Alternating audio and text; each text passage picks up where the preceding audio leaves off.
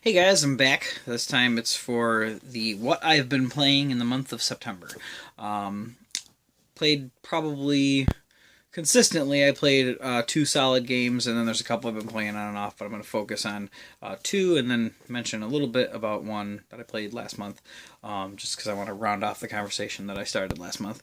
But yeah, it's been a good month for some cool game experiences, and wanted to share those with you. So stay tuned.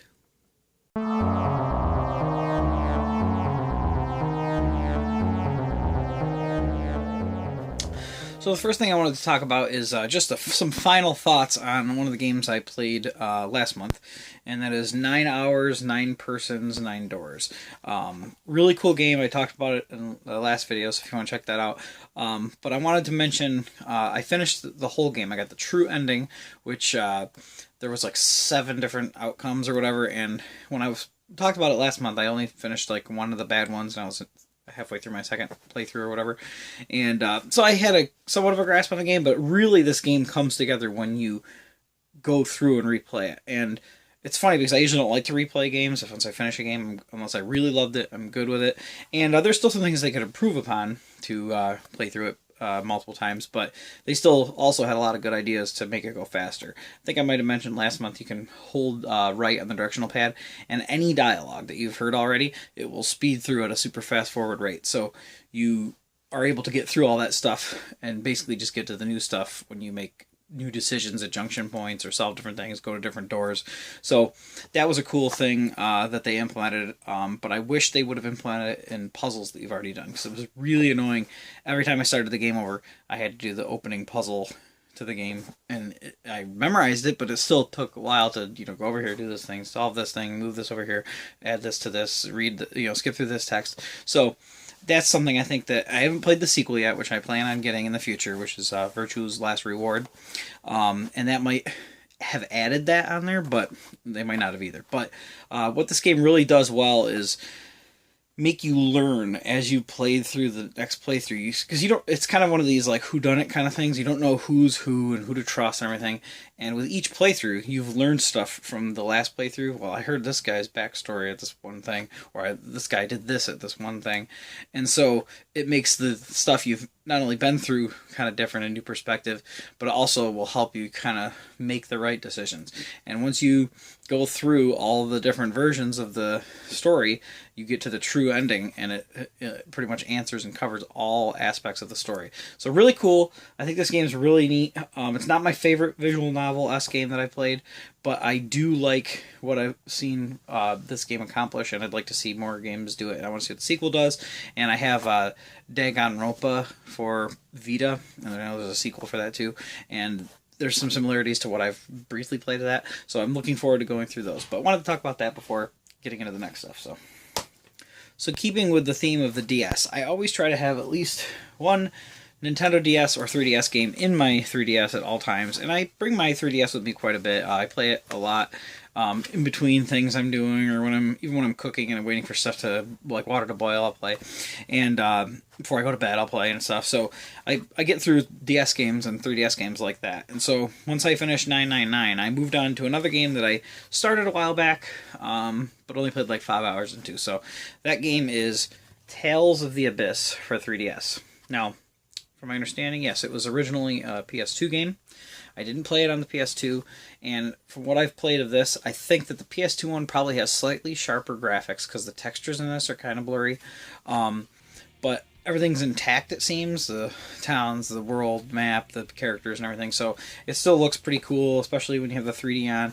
And it has really cool character design. Actually, that's one of the things that drew me to this game is, there's a lot of anime-based RPGs out there, but something about like the main character with the stark red hair and the other characters around him. I always looked at this, the PS2 one, but also the 3DS one. Always saw it on the shelf until I finally got it one day. I just was like, I really want to play that. And this isn't my first Tales experience, but I only played a little bit of Tales of Xillia and Tales of Vesperia actually on Xbox 360, which gave me the best first impression of any of the Tales games, but I didn't play it as far as I have this, so once I get more into that, then I'll see how I compare it to this. But I'd say overall, it's a really good RPG. It's cool because I know the Tales series has more action fighting in it. The battles are not turn based. It's on a 2D plane, but you in this Tales game, I don't know about the other ones, you can move off of that 2D plane and move around your enemies. And there's moves called arts you get that are really kind of add strategy. And as you get more of those, that's where the battles tend to get more interesting and dynamic. So really like that about the game so far. One thing I want to comment on is that this main character here. From most pre-reviews I saw before playing it, everybody says how much they hate this main character. They loathe him. He's a complete tool, blah, blah, blah, blah. So I'm playing it, and he's a jerk. I'm not going to deny that. But it almost telegraphs that he's going to change over the game. So it doesn't turn me off right away. And there's been worse characters in games. He's still interesting. Even though he's obnoxious to the other characters, he's still way more entertaining, even when he is being a jerk, than some other games. I mean, I feel I'd rather have that than a dull, boring character, especially in a colorful RPG.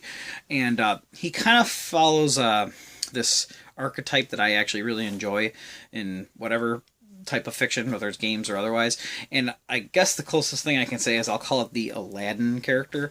And even though I've seen things before the movie Aladdin and after, I really like the character who's kind of cocky, but he's kind of likable and a little adventurous and everything. I'd say Aladdin is that type of character. And sometimes Aladdin will say things that aren't the nicest things, or he'll be like, "Oh, I spoke before I thought." And this character kind of has those Aladdin-like qualities to it. Another character that I actually think has the Aladdin effect is, anybody seen the Legend of Zelda cartoon from the late 80s, early 90s? I know a lot of people hate it, but I actually really enjoy it because I like the music in it, and I like seeing this Americanized recreation of what they thought people should do for a Zelda cartoon. But that character, the "excuse me, princess" version of Link, is kind of like that same character. He's kind of obnoxious, but he's kind of likable, and so I instantly fell in love with this character, even though I've heard so many bad things about him. And already I'm starting to see my predictions seem to be true. He's growing as the game goes on. So we'll see if that follows through. Maybe by the end of the game I'll go, you know what, he kind of sucked overall. But either way, I don't think he's as bad as other game characters that I've played. I mean, there's a lot worse, especially in RPGs. There's a lot of characters that make me want to shoot myself. So I really like the characters. And the other characters are really cool, too. And it's not just his character design that drew me to it. Once I started playing, I really like the character designs overall. Your friend Guy is his name. He's got a really cool look of his outfit and his hair. And I don't know, they look similar to other JRPGs with an anime style, but they're not, I don't know, it's not too derivative. Like, they feel each unique, and what I really like is it feels like it fits in this game's world. So that's something I really liked about it. And the story so far, I think's decent. It's one of those RPGs that has a lot of lore and world building, so sometimes that can be really good, but sometimes it almost like assumes you know too much so like people are saying the names of places and everything, and it kind of goes over my head because they sound all the same until you finally start to get used to it. So like, if it tells me, oh, we have to go to this town, I'm like, did I go there already? Or is it, it's not, the names don't stand out enough as like in a Final Fantasy or a Chrono game where I truly remember the towns I went to and everything like that. But that's just, some minor complaints with it. But other than that, I'm really enjoying it. I'm about 12, 13 hours into it now, so I'll be playing this into October as well. But I wanted to give it a fair shake and talk about it in this month's video. So, pretty cool game. Okay, so the last game I'm playing, probably going to be playing for a long time. I'm sure everybody else is playing, but I still felt I wanted to tell my thoughts on it so far, and that is Super Mario Maker. So, first thing right off the bat, I think we all knew this was going to be a fun game because most of us like Mario. It's got great core gameplay, and trying out other people's levels, even more than making your own, that was kind of the thing. Like, oh, I'd love to play other people's levels, and I wasn't going to get this right away. But we kind of saw it when we were out shopping and getting amiibos, and we were like, you know what, let's just get it. And I'm really glad, because being a part of this whole community, there's already over 1 million levels that have been created and stuff, so I'm glad I was kind of playing this from the beginning. And I'm going to do a separate video to talk about some of my levels that I've made, but I'll talk about what I like that the game does. They say that it all controls the same between all 4 Mario game modes, which they have the original Mario Brothers, Mario 3, Mario World, and New Super Mario Brothers U. But I feel like the momentum and movement is exactly how I would want it to feel when I'm playing each individual game. And maybe if I go back and play the originals, I'll go, oh, that does feel a little different than what I'm used to with Mario Maker. But things like adding wall jump and butt stomp in the Wii U version, and picking up shells differently in Mario 3 and World than you do in the first game. You can't pick them up. That's all intact, so they really feel distinct. And one thing that's really cool about this is you don't have all the tools available to you right from the beginning. So what I like is that as you're playing, you unlock more stuff, more items to put on the maps and stuff. And so it kind of limits your creativity, or limits your tools, so that you have to be more creative. I really like that here's what I have. What kind of creative level can I make with this? And I'm actually making a lot more level, maybe not the quantity of levels, but I'm enjoying making levels a lot more than I thought I was going to before I played this game. So the creation, I thought I'll just play other people's levels, and that still is great. But really, when you are putting the level design together, it really makes you think, like, well, I don't want to just make it hard for hard's sake. I want there to be a challenge, and you can map out the distance of your jumps to see exactly how far it'll be to land. So you can really create some really clever platforming, and once you like create and place enemies or throughout the level, you start to realize, like, you don't want to just arbitrarily throw them in there, or maybe you do, because once you learn their weaknesses and their strengths, you go, oh, this would be a difficult enemy to have during this encounter, or after just going through this, having this challenge in front of you presented might be interesting. And being able to just boom, go into edit mode and play mode one after another is just you really can hone down the level. And I really have learned that what I like in Mario might be different than some other things. I've seen a lot of people make these brutal levels where you're never going to get a power-up, you're going to die in one hit on every corner, and that's a fun challenge, but I like trying to come up with new things, like some puzzles, or focusing on the platforming without worrying about, like, death traps everywhere, pits everywhere. So, really cool. I like that. I think all the items, one of the things that's really cool is that you can put items that weren't in, like, Mario 1 and 3 into Mario 1 and 3. So, you can make a ghost house or an airship level in Mario 1's graphics and music and stuff.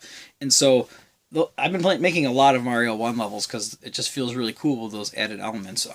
But then, you try something else. I mean, one of the things, I don't want to spoil all my levels in this, but, I don't really like underwater levels in Mario that much. They're not as fun as the land-based platforming, jumping levels. So I was like, what can I do differently? And so I decided, well, why don't I make it where it's almost like a shoot 'em up, and you throw fireballs at enemies, and they have fireballs too. So it's a lot of dodging and stuff, and it's not just about wading through a level as Mario underwater. So try to do like different things like that when I'm making levels. Like, what's different, Or I'll use tools, like I use tools from the airship tool set from Mario 3, and made a bridge level out of that looks like a giant bridge that you're going on, and it's made of the airship parts, but I tried to keep a consistent theme and stuff. So the challenge of doing that is really cool, and playing my friends and even strangers levels is so fun, because when you get down to brass tacks, it's core Mario gameplay. So even if the person's not that good at making a level, the controls and stuff are Mario. So it still works really well when you're playing. So,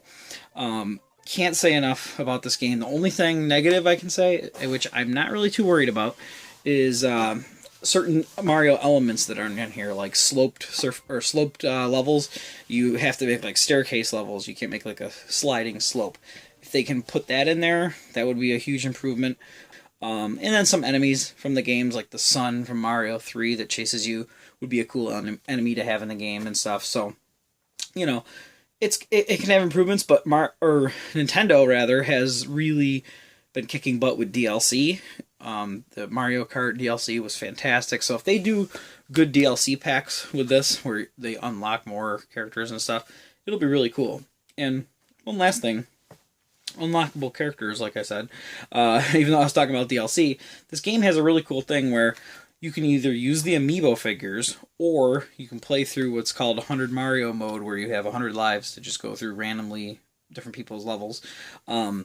Each time you beat that, you unlock character costumes for Mario 1. So they're basically just sprites that go over your Mario character from all these other characters. So if you have the Link amiibo, you'll have a Link sprite from the Nintendo game, and it'll have little music and sound effect cues that go with that character.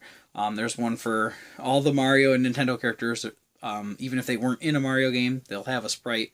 And then even characters like Shulk from Xenoblade and Sonic, and there's a Mario Kart one you can unlock. There's some that aren't tied to amiibos yet, so either there's going to be amiibo of those characters, or they just wanted to have more sprites to unlock. So really cool. Can't recommend this game enough. It blew my mind. Way better than I thought it was going to be. So glad I got it early. And if you're on the fence, give it a try. And check out my video when I put it up showing my levels. I would like to hear some feedback. And I'll actually put some of the codes in the in the info section of this video before I even do that video, so you can start playing them, and then we can talk about them in the future. So definitely check this game out. So that's mainly what I've been playing. I know Megan and I have been playing online Minecraft on Xbox One. I have it on like every system it seems now, but we've been playing it with my friend Chris Lake, who's been on the show before. Been playing a lot of that, and I don't really need to talk about that, although I might do a video to talk about why I love Minecraft so much someday in the future. But we've been playing a lot of that, but that's like in between the other stuff. So wanted to talk about the games I've been playing. Megan's been playing some stuff too over the past couple of months, so we'll see if she has a video talking about it. But let me know what you guys have been playing. I'd like to see what your thoughts are on some of these games if you've played them, and if you haven't, let us know in the comments what you think of the stuff you've seen, and hopefully I'll have cued you in on some games that you might want to add to your future play log. So hope you enjoyed watching, and we'll see you in the next episode.